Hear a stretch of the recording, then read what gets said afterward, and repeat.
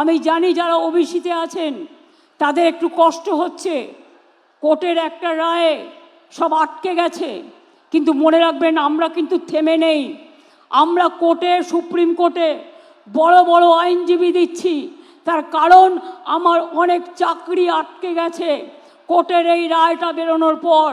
তার জন্য যতক্ষণ এটা ক্লিয়ার না হচ্ছে আমি চাকরিগুলো দিতে পারছি না, কারণ ওবিসি রিজার্ভেশনের মধ্যে দিয়ে আমি চাই যারা ওবিসি তারাও সুযোগ পাক, শিডিউল কাস্ট সুযোগ পাক, শিডিউল ট্রাইব সুযোগ পাক, জেনারেল কাস্ট সুযোগ পাক।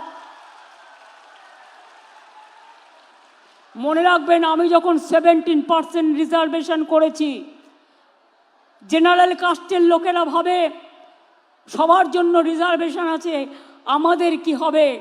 তাই আমি কিন্তু আপনাদের কোটা কাটিনি।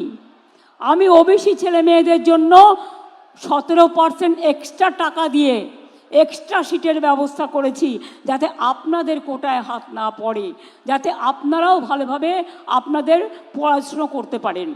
সবটাই করা হয়েছে, বাকি কিছু রাখা হয়নি।